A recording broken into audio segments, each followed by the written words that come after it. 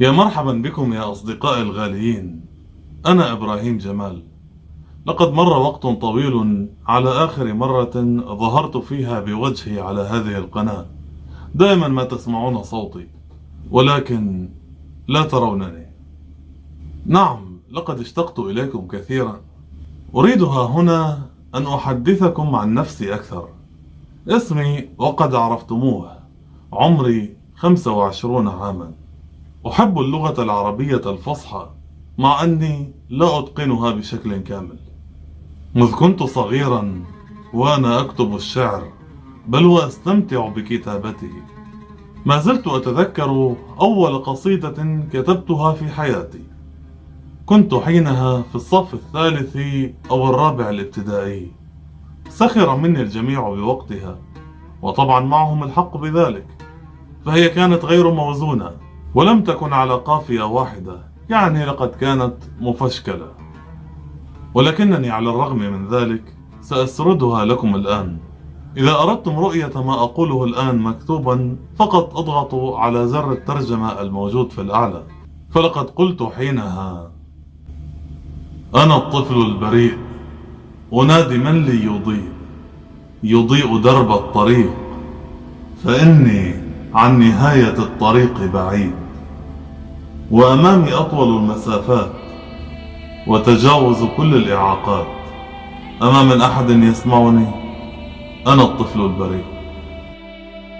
ما لي بأخطاء الكبار وأنا ليس لي قرار، فلست قائدهم إلى الانتصار ولست الهاوي بهم إلى المرار. ما لي بأخطاء الكبار، ما لي بأخطاء الكبار. أما من أحد يسمعني؟ أنا الطفل البريء.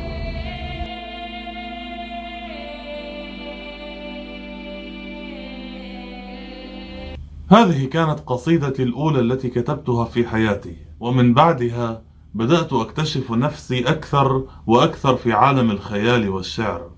بدأت أبدع في مواضيع التعبير.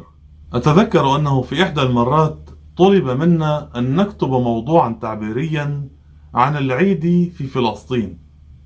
قلت حينها جملة إبداعية كتبت فيها: أشرقت علينا شمس العيد السعيدة، كانت تظهر لنا أنها سعيدة، ولكنها كانت تخبئ وجهها المكفهر على أطفال فلسطين. وكما تعلمون موضوع التعبير يحتاج إلى شاهد. لم أكن أحضر الشاهد من الشعراء الكبار ولا من الأحاديث المقدسة، بل كنت أكتب الشاهد بنفسي. لقد كتبت بيتان من الشعر كشاهد على هذا الموضوع التعبيري، ولكني لا أذكرهما في الحقيقة. ربما تتساءلون الآن إذا ما كان الأستاذ قد لاحظ ذلك، أنني كتبت الشاهد من تلقاء نفسي. لا، في الحقيقة لم يلاحظ. وهناك الكثير من الأسباب التي تجعله لا يلاحظ. مثلا كان الكثير من التلاميذ يعتمدون على ذويهم في كتابة مواضيعهم التعبيرية، مما جعل الأساتذة بشكل عام كلما يرون عبارة أو جملة جميلة يظنون أنها أخذت من كتاب ما. لا يهم، على كل الأحوال المهم أنه لم يلاحظ في ذلك الوقت. هذا كان كل ما لدي اليوم عن نفسي. إذا كان لديكم بعض الأسئلة تريدون أن تسألوني إياها سأكون سعيدا بالإجابة عنها. في ظهور القادم سأتحدث لكم عن ثاني قصيدة كتبتها في حياتي، وما زلت أذكرها بشكل جيد، وكانت حينها عن الحب، لأني في الحقيقة أحببت أكثر من 20 مرة عندما كنت في الابتدائية. ولكن قبل أن أنهي هذا الفيديو سأقرأ لكم بعض العبارات الجميلة التي كتبتموها لي في تعليقاتكم على فيديوهات السابقة. وسأبدأ مع سارة حسين التي كتبت: ليس كل الابتعاد تخلي أو غدر، فهناك ابتعاد راحة وعزلة من الضغوط، وهناك ابتعاد لأننا أسرفنا في الحضور فأصبح باهتا في عيون الآخرين، وهناك ابتعاد لأننا استهلكنا طاقتنا مع الكثيرين وبدون فائدة، وهناك ابتعاد عن القيل والقال والظنون، وهناك ابتعاد لأننا خذلنا في أكثر المواضع ثقة واطمئنان. وهناك ابتعاد تجنب كل ما يؤذي. وهناك ابتعاد لأننا هنا وكنا نظن أننا لن نهون. ثم بعض دروس الحياة قاسية جدا نستوعبها بعد أن نكون قد خسرنا الجزء الأجمل والأكبر من العمر والصحة.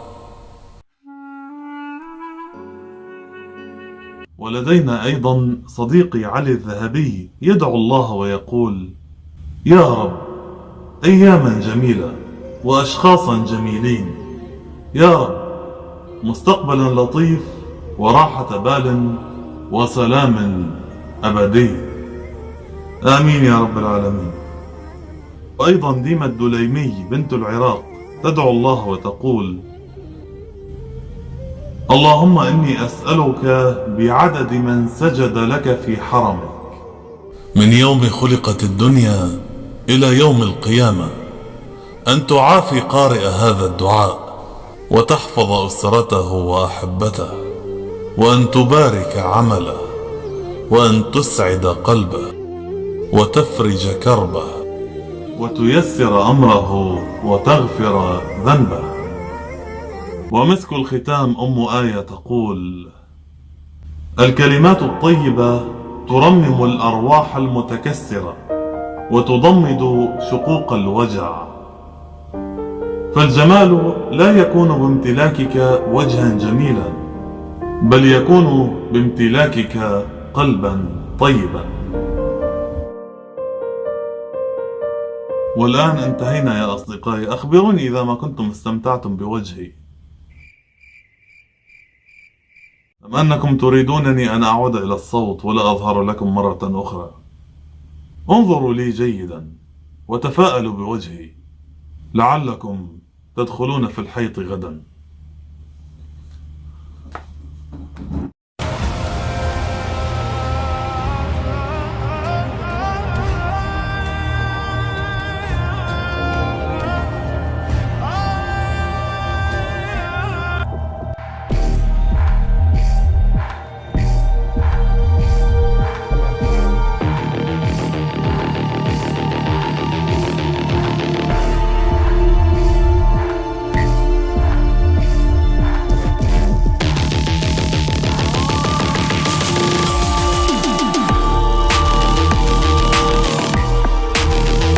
الحب لا بينشرى ولا بينطلب، والوصل بعد العتب مجاملة.